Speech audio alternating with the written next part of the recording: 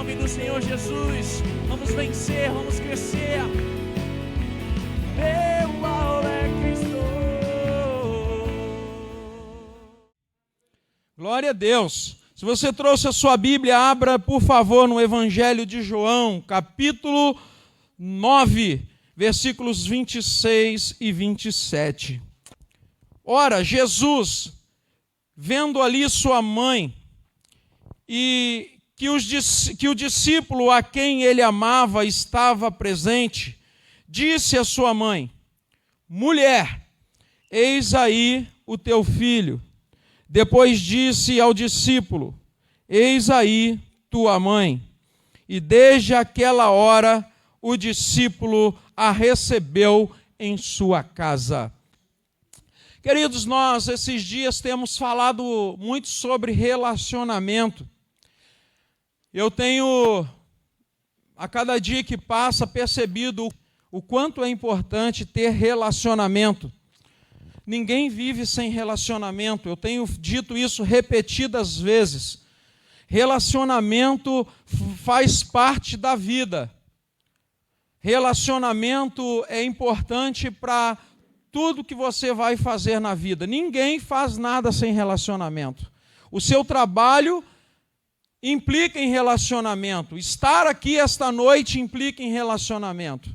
Caminhar na rua implica em relacionamento. Estar em casa implica em relacionamento. Ter uma vida feliz implica em relacionamento. Tudo na vida é relacionamento. Ter ministério implica em relacionamento. Não é? Então, você precisa se relacionar. O relacionamento é algo importante. Jesus gerou relacionamentos.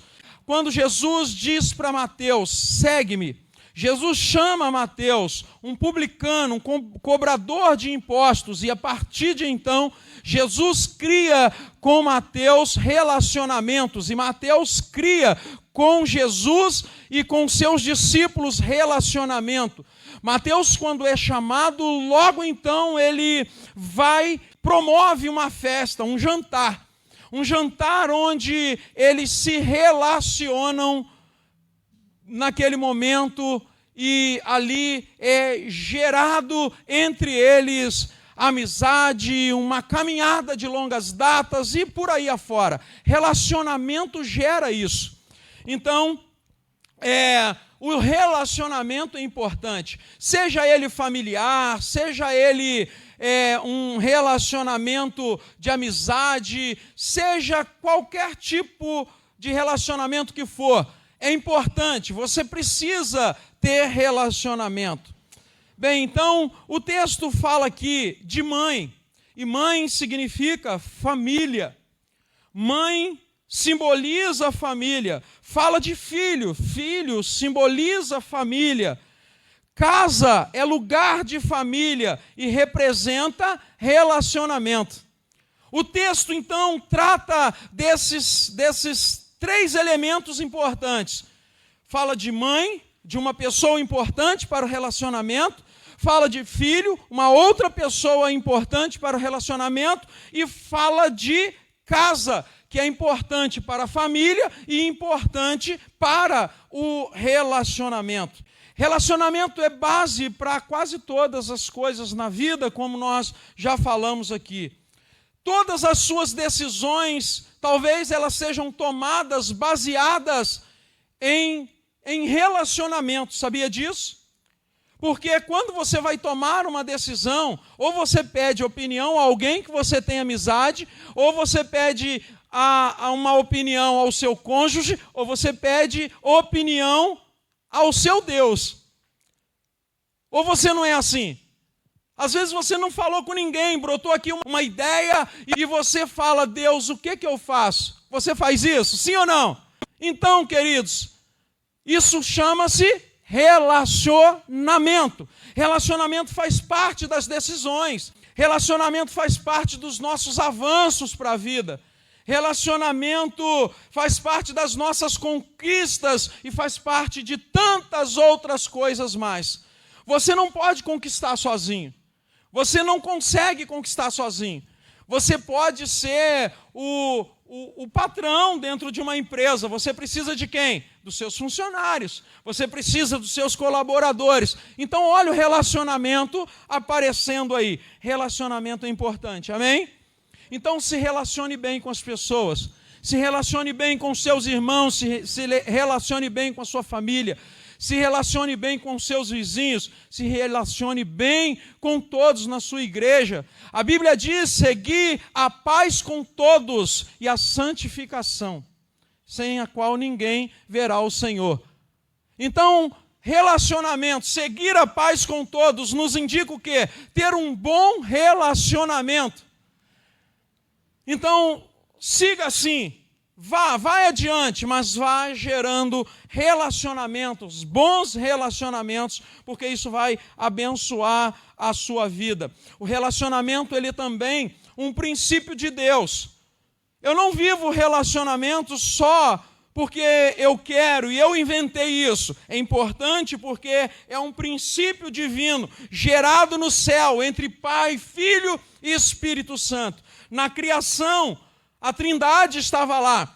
A Bíblia diz em Gênesis 1:26 o seguinte: façamos o homem conforme a nossa imagem e semelhança. Teologicamente falando, esse texto aponta Pai, Filho e Espírito Santo. Significa que a Trindade Santa estava ali em relacionamento. Pai, Filho e Espírito Santo. Pai, Filho e Espírito Santo é Deus.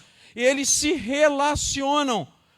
Na Bíblia mostra a ação de Pai, a ação do Filho, a ação do Espírito Santo, de forma distinta, porém, demonstrando que eles estão conectados entre eles, porque Pai, Filho e Espírito Santo têm relacionamento.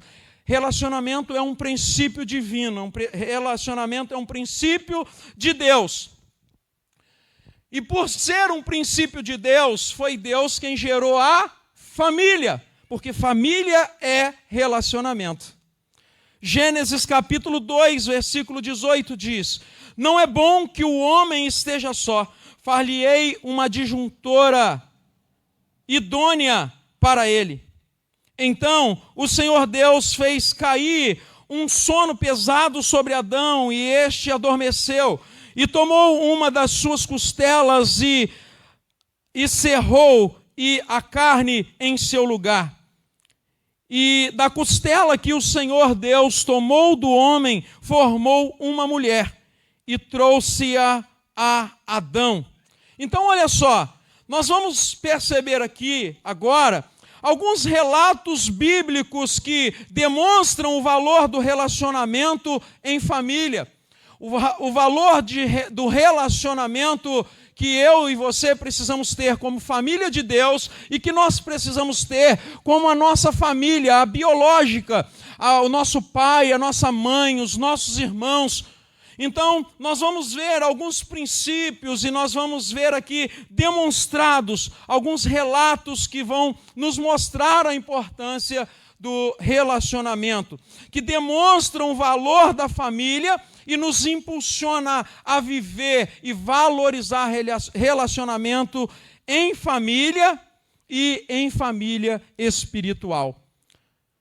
Você tem uma família espiritual, amém? Olha para o seu lado e olha para essa pessoa linda, cheirosa, bonita, bem trajada. O tempo do frio te deixou mais bonito, meu irmão, minha irmã. Olha para essa pessoa linda do seu lado e fala: eu quero um relacionamento de irmão contigo. Irmãos e irmãs, é muito importante isso para a nossa vida. É importante você ter relacionamento familiar e é importante você ter relacionamento entre irmãos, relacionamento com a família espiritual. A primeira coisa que eu quero destacar para nós observarmos aqui é o seguinte: a criação do homem e da mulher estabelece vínculo familiar, estabelece um vínculo entre pessoas.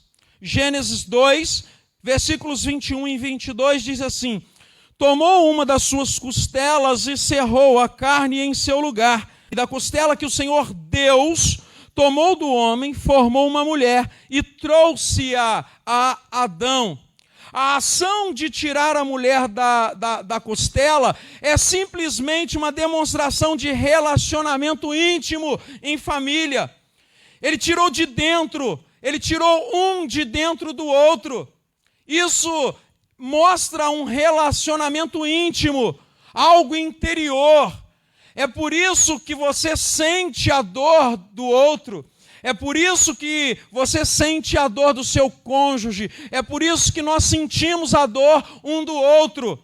É por isso que quando alguém fere você, me fere também, porque nós somos do mesmo corpo. E se não somos do mesmo corpo físico, somos do mesmo corpo espiritual.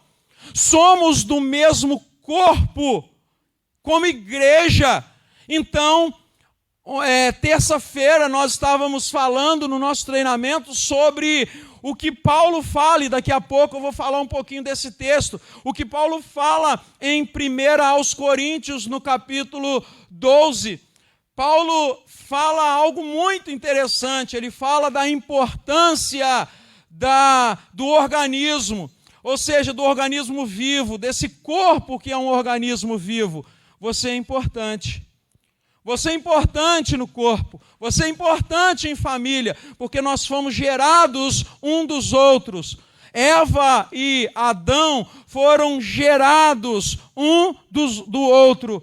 Então, é por isso que nós temos relacionamento. E por isso que às vezes temos relacionamento íntimo, porque isso é um princípio de Deus. Por isso, o sentimento que precisa ser gerado em nós precisa vir de dentro. Se você quer relacionamento com alguém, esse sentimento tem que vir de dentro. Se você quer amar alguém, isso tem que vir de dentro. Porque nós somos de dentro do outro. Nós somos parte um do outro. O sentimento gerado de dentro para fora traz a intensidade no nosso relacionamento. Quando é superficial o relacionamento, aquilo que nós sentimos também é superficial. Mas quando o nosso relacionamento vem de dentro, certamente você vai ter um relacionamento intenso com alguém. Então, olha a importância de ter relacionamento e esse relacionamento vir de dentro. Então, hoje à noite, queridos, nós estamos aqui ouvindo esse princípio para nós sairmos deste lugar pensando como eu vou me comportar com meu vizinho, como eu vou me comportar com meu irmão, como eu vou me comportar na minha casa com os meus pais, como eu vou me comportar com os meus professores na faculdade, na escola, como eu vou me comportar com o meu cônjuge, como eu vou me comportar com os meus filhos. É para nós sairmos daqui pensando no nosso comportamento, porque não basta nós virmos a este lugar, sentar aqui e chegar em casa, fazer o pau quebrar e esquecer de tudo que nós estamos ouvindo aqui. Você precisa chegar na sua casa e gerar um relacionamento, uma casa de paz na tua casa, um ambiente, uma atmosfera, porque lar é diferente de casa. Se você chega lá nas quatro paredes e cria uma atmosfera, você vai ter verdadeiramente um lar e não apenas uma casa. Você quer uma casa ou você quer um lar? Responda, por favor. Você quer uma casa ou você quer um lar? Um lar, eu quero um lar. E para você ter um lar, você precisa ter um bom relacionamento. Ninguém constrói um lar sem relacionamento. Um lar sem bom relacionamento vai ser um lar, não vai ser um lar, vai ser uma casa cheia de confusão. Vai ser uma casa que ninguém suporta ficar dentro dela. Então, crie uma atmosfera, crie um ambiente que realmente seja um lar.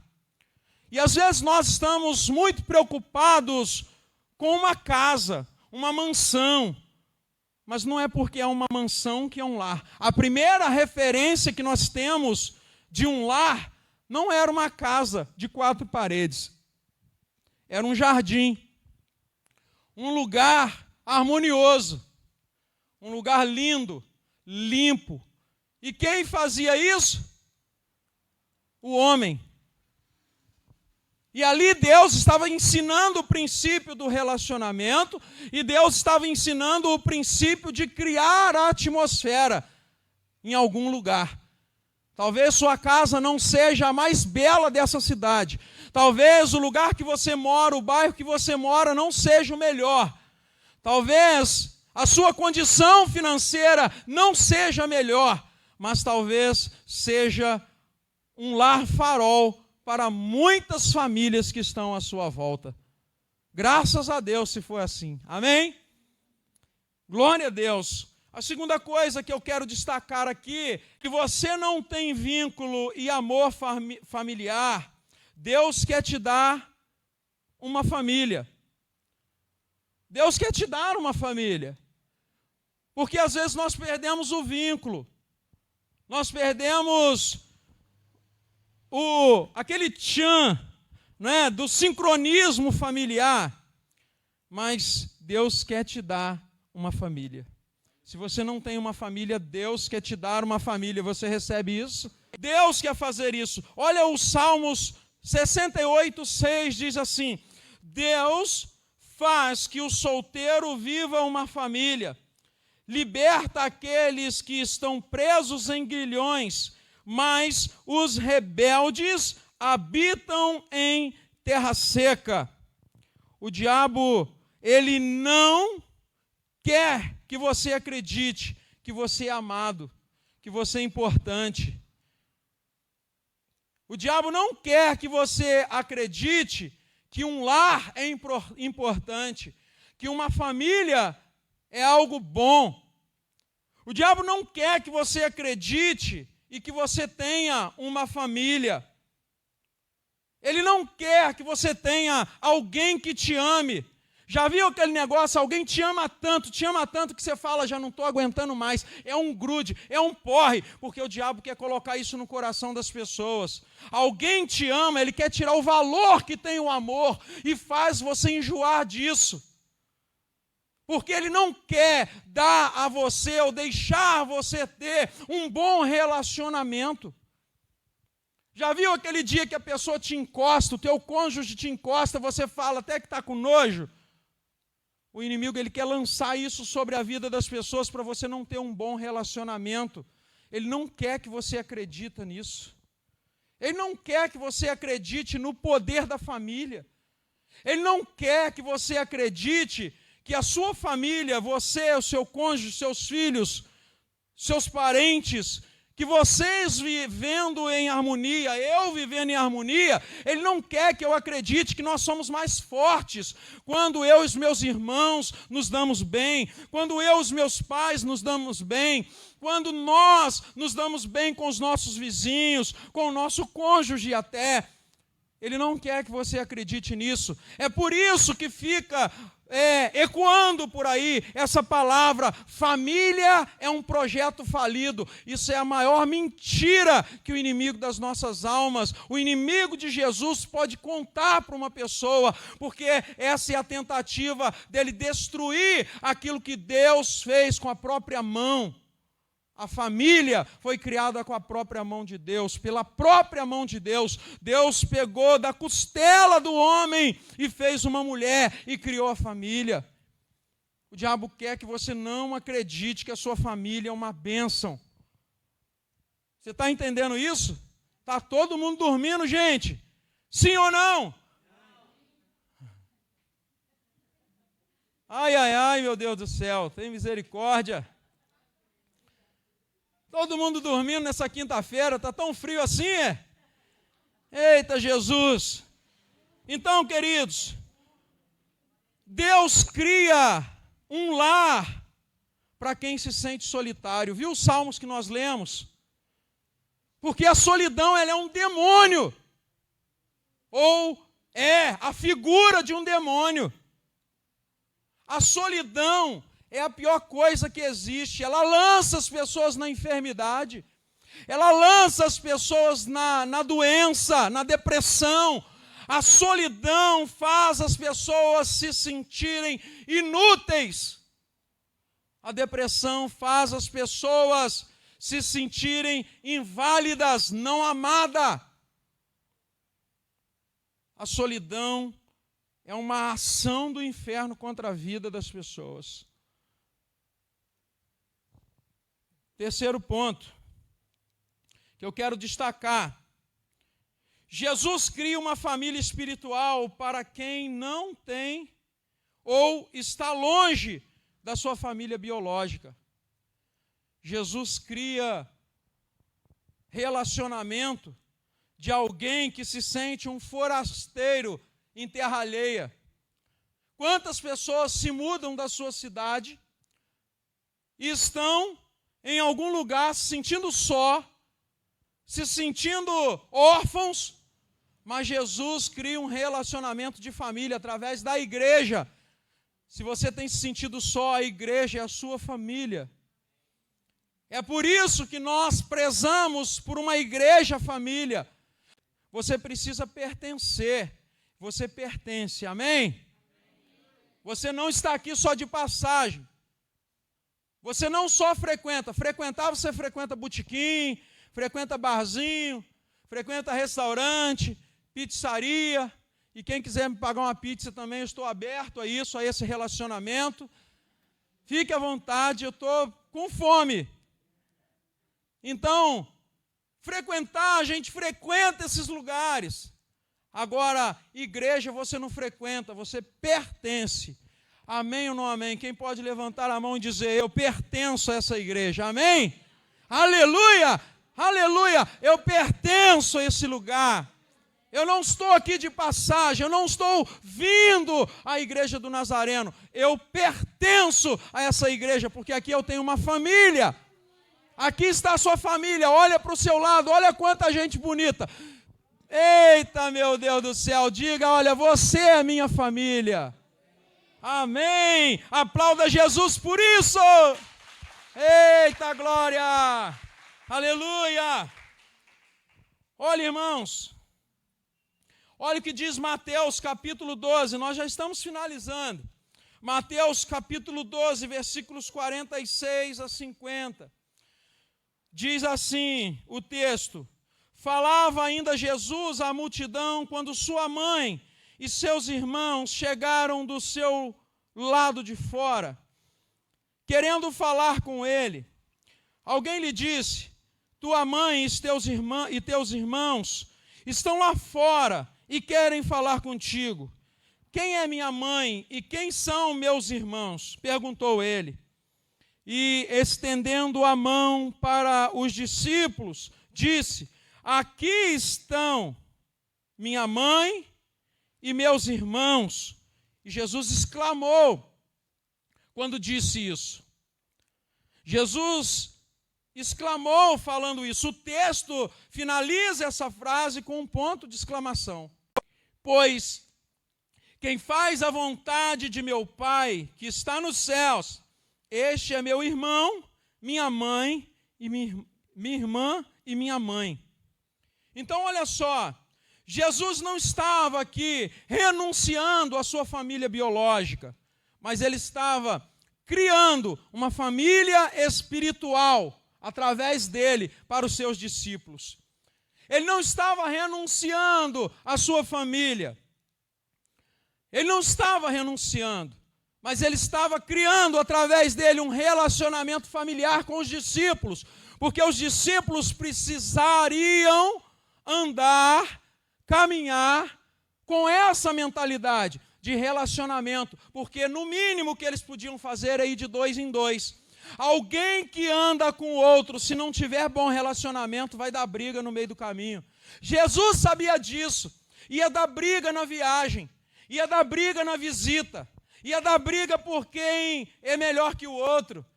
Você lembra, tem um momento em que Jesus estava com seus discípulos, um homem chega, uma autoridade chega, pede para os discípulos curar lá o seu filho, e eles não puderam fazer, e aquele homem vai a Jesus e disse que eles não puderam, e Jesus fala: homens de pequena fé. e diz para eles: olha, a minha hora está chegando. Ou seja, vocês precisam agir, hein? Daí a pouco, os discípulos, um pouco à frente, já estavam discutindo quando ouviram Jesus falar que eles não iriam tê-lo para sempre, que ele estava indo para a morte, para a cruz. Os discípulos começaram a discutir quem ia ser o maior.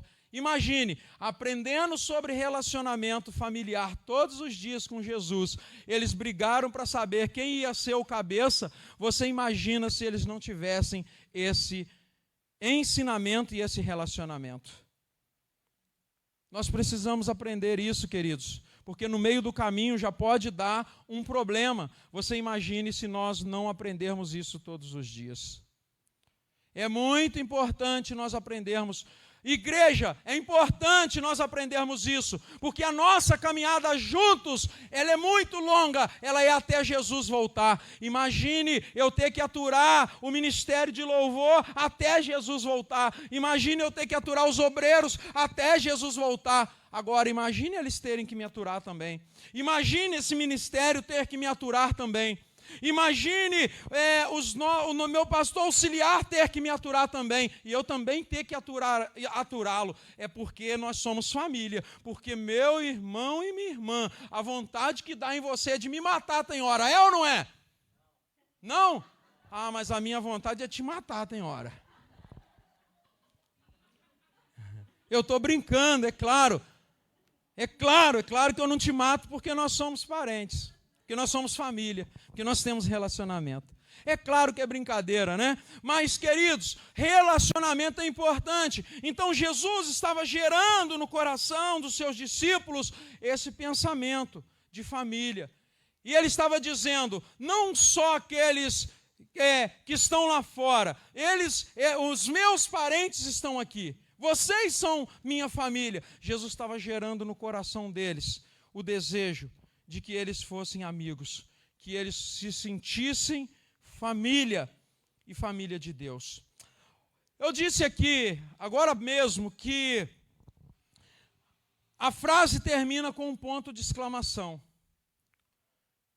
Esse ponto de exclamação é empregado aqui no final dessa frase, torna essa frase uma frase exclamativa. Você estudou português, né? Exclamativa. Então, ao tornar essa frase uma frase exclamativa, ela expressa uma certa emoção. O ponto de exclamação expressa emoção, mas não é só emoção. O ponto de exclamação, ele expressa surpresa, admiração, expressa também indignação. Ponto de exclamação expressa também raiva. Ponto de exclamação expressa também espanto. O ponto de exclamação expressa também exaltação. Eu sei de uma coisa. Eu quero acreditar que esse ponto de exclamação é porque foi gerado no coração de Jesus, surpresa pelos seus parentes terem lhe procurado, e eu quero acreditar que era a emoção e a admiração por ele estar ali envolvido no relacionamento daquelas pessoas que estavam ao seu lado. Eu quero acreditar e conjecturar que Jesus estava exclamando agora, ou essa frase veio como uma frase exclamativa para expressar a alegria e a motivação de Jesus por estar em família. Você está alegre, surpreso, ou você está admirado, ou você está emotivo hoje à noite por estar junto com a sua família, ou você tem raiva? Amados, que sempre que você estiver em relacionamento com seu irmão, com a sua igreja, com a sua casa, com a sua família, que isso cause no teu coração uma sensação de alegria, de gozo, de satisfação. E Jesus, ele ama tanto o relacionamento, que ele, para se aproximar de pessoas, olha o que Jesus disse em João 6,48. Podemos ler aqui na tela? Olha só o que Jesus disse em João 6,48. Vamos ler juntos? 1, 2 e vai! Jesus disse que ele era um pão, mas Jesus era pão? Não! Mas ele queria um relacionamento que saciasse o desejo, a fome das pessoas, o desejo, o sentimento que aquelas pessoas tinham. Então, ele disse, eu sou o pão da vida. Ele não era pão, mas ele disse que ele era o pão, porque ele queria relacionamento com o povo, com pessoas. Olha, aqui, uma outra coisa interessante, que é o quinto destaque. Jesus disse que ele era a videira, em João 15:1.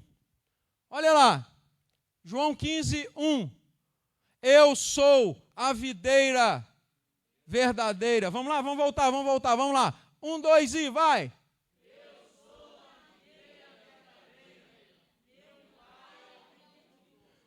Jesus é uma parreira de uva? Sim ou não? Não. Jesus não é uma parreira, mas ele disse que ele era, porque ele queria que as pessoas estivessem ligadas a ele. Ele queria que você estivesse ligado a ele, que você que está na sua casa, que você que nos ouve ou nos assiste pela transmissão ao vivo, Jesus queria e quer que você tenha um relacionamento ligado a ele. Por isso que ele disse que ele era a videira. Ele não é uma parreira de uva, mas ele queria relacionamento muito próximo, íntimo. Ou seja, nós somos os ramos, certo? Então você tem que sair de dentro dele. Esse tipo de relacionamento é o mesmo relacionamento que nós vimos lá atrás, lá no início da mensagem, quando o próprio Deus tirou a mulher de dentro do homem. Agora, no Novo Testamento, nós enxergamos Jesus dizendo que nós somos o ramo está ligado a essa videira, e esse ramo, ele só pode sair da videira, porque ele se alimenta da videira, porque ele está ligado à videira, ele só pode produzir fruto na videira, apegado à videira. Você só pode reproduzir frutos ligados a Jesus. E nós todos aqui somos ramos ligados à mesma videira e temos relacionamento. E ele diz, quem é o agricultor? O Pai. Então, quem te alimenta é o Pai. Quem põe o adubo é o Pai. Então, nós estamos ligados ao Pai, ligado ao Filho. E quem está dentro de nós? O Espírito Santo. Então, nós estamos ligados ao Pai, ao Filho e ao Espírito Santo. Aleluia! Aplauda Jesus por isso. Glorifique a Deus por isso. Oh, aleluia! Você está ligado a Deus num relacionamento que gera vida. Amém? Que bênção! Agora, último, sexto ponto que eu destaco aqui para a gente finalizar. Jesus disse que ele era a porta. Jesus é uma porta, gente. João 10:9. Jesus disse que ele era a porta. Jesus era a porta? Ele não era, mas ele disse que era. Eu sou a porta. Se alguém entrar. Vamos lá, gente. Eu sou a porta. Se alguém entrar a casa, o filho fica e achará pastagem. Eita! Olha só, Jesus é a porta. Porta de entrada. Se você entrar, significa o quê? Se você estiver dentro. Relacionamento. Casa. Olha como é que nós estamos fechando esse momento aqui. Falando de relacionamento de casa, falando de estar juntos, falando de um lugar, de uma atmosfera, ou melhor, não de um lugar exatamente, mas de um ambiente. Vamos criar um ambiente, queridos. Crie um ambiente nesse lugar. Um ambiente onde você jamais vai escandalizar o seu irmão vai te escandalizar. Crie um ambiente nesse lugar para quando você estiver doente, alguém sentir a sua dor também, porque nós somos só um corpo. Paulo disse isso. Capítulo 12, por favor, a partir do versículo, capítulo 12 de 1 Coríntios, eu finalizo com esse texto aqui. 1 Coríntios, capítulo 12, a partir do versículo 12, e eu finalizo aqui. Olha que coisa linda. Porque assim como o corpo é um e tem muitos membros, todos os membros do corpo, embora muitos, foram um só corpo, assim também é Cristo. Segue. Pois em um só Espírito fomos todos nós batizados, em um só corpo, quer judeus, quer gregos, quer escravos, quer livres. E a todos nós foi dado saber de um só Espírito. Passa. Porque também o corpo não é um membro, mas muitos. Olha a importância, deixa o texto. Olha a importância que Jesus dá ao organismo vivo. Ou seja, um corpo que se move. Um corpo que funciona. Por que ele dá essa importância? Porque não existe evangelho de forma autônoma, onde você caminha sozinho. Não existe igreja, cada um andando para um lado. Não existe igreja, cada um puxando para um lado. Não existe igreja que todos não lute por um bem comum. Não existe igreja que não chore uns pelos outros. Não existe igreja que um não sinta a dor do outro. Isso é relacionamento. Paulo está falando desse corpo relacionado um membro com o outro. Paulo está falando de nós. Paulo está falando da igreja em Corinto, mas que nós podemos trazer para o nosso dia a dia, para que você traga para a sua vida. Passa mais um, por favor, mais um versículo. Se o pé disser, por que não sou mão? Não sou do corpo, nem por isso deixará de ser do corpo. E se a orelha disser, por que não sou olho?